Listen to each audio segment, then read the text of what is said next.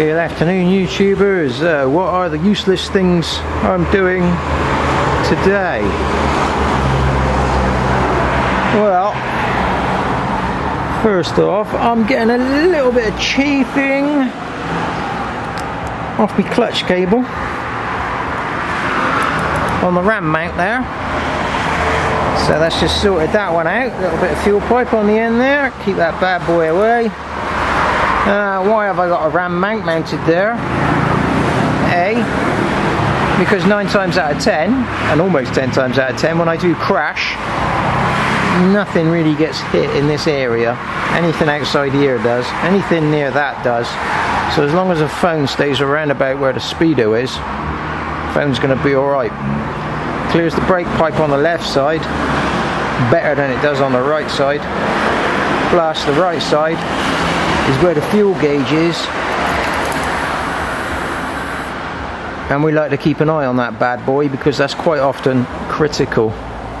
So, talking of fuel, one of the biggest problems with this bike is the fuel cap is not vented. This thing is a solid unit. When the bike goes over on its side, which strangely enough is quite a regular occurrence with me, there's a vent inside this cap here, and the vent, well, that's interesting. Shall we bother? Right, carry on. So the vent runs down a tank, comes out of the back of the tank, rubber hose, vented down on the floor. And what happens is the bike goes over on the floor, I start losing all my fuel. Now, when you get to my age, the first thing you do when you crash is you like to kind of lie there, just take your time to work out if you're going to get back up or not. You don't need to be trying to jump straight up in the air and pick a fallen bike up because all the fuel's pissing out of it. That is a no-no.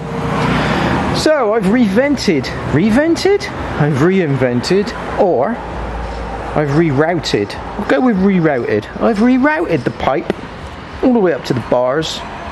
I've drilled a little hole in the plastic cap that goes in there, and the pipe is now vented there.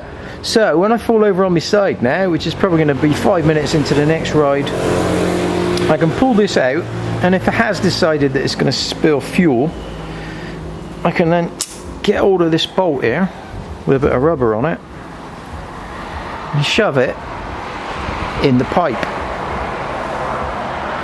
That'll stop me leaking until I've worked out whether I've still got 2 arms and 2 legs functioning.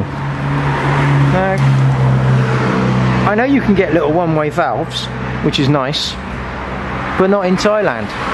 Everything you want here has got to be bought, and you got to wait 6 weeks for it to turn up from China.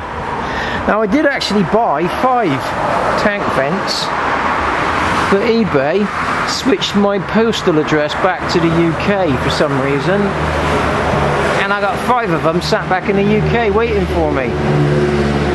I'm not buying 5 more, so they'll have to wait. Moving on. So, about me, I didn't just wake up one day and have enough money to sit here on holiday. There was quite a lot of circumstances that happened. One of them was me working my ass off. Now I did work my ass off tinting windows on cars, and for quite some time I had a very successful business, but it did involve tinting up to 3 cars a day, 7 days a week. And after a while, after a few years of that, I started getting a repetitive strain injury in my right shoulder and in my right elbow, and to the point of both my right shoulder and my right elbow are pretty much useless now.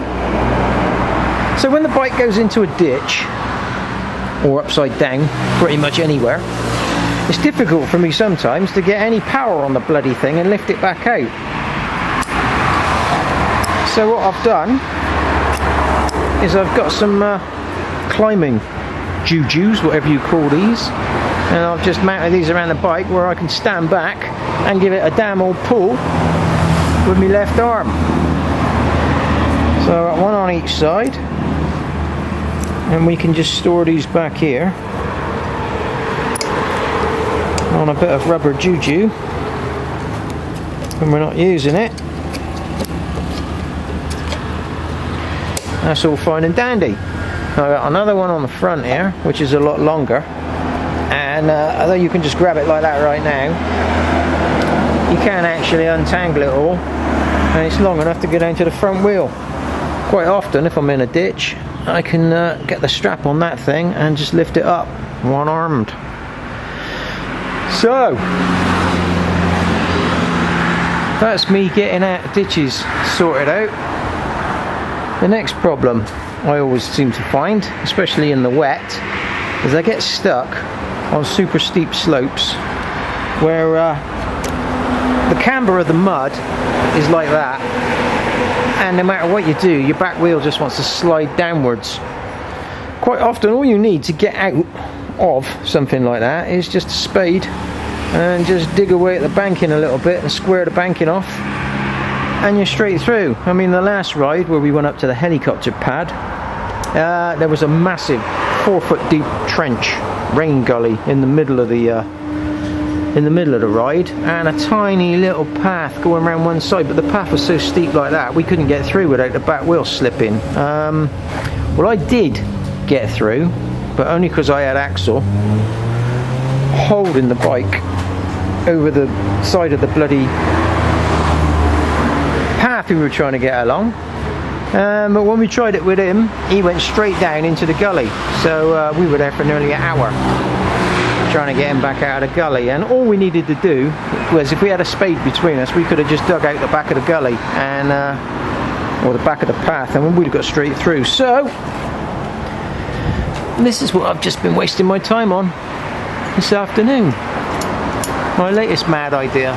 Oh, this also ties in with the other problem of laning on your own, which I'll tell you about just as soon as we take this off. So this is my latest folly, because I mean, exactly who needs a helmet lock when you're in the middle of the jungle? Not me. So this, about 2 hours ago, was Minitron's favourite hoe. Yeah, we could make some jokes about that, but we'll pass. And it was kind of this size, with another couple of bits here around the back. Look, no, not even like that, but I never was into jigsaws when I was a kid, so I'm not going to put too much effort into this. But anyway, that was Minitron's hoe. Well, I've been at it with the grinder, so now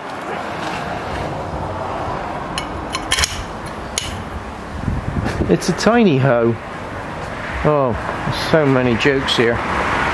But yeah, I've got to drill a hole through there now so I can pin that. Now when I come across a bit of dirt with a nasty camber, which I can't get across, and that's probably going to be the next time I ride,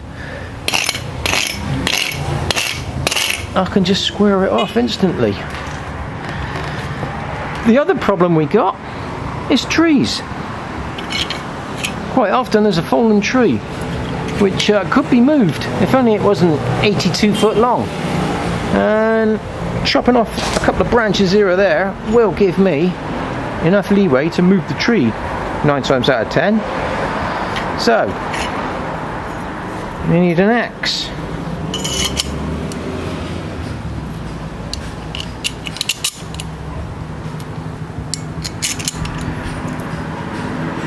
There's me chopper, and you must admit I've got a nice little chopper. More innuendos. So that'll give me a bit of tree chopping power. After the trees, the only other problem we got then is bamboo. Bamboo is a total pain in the ass. It's normally 6 meters, 7 meters long, which is why it's fallen over and blocked the lane.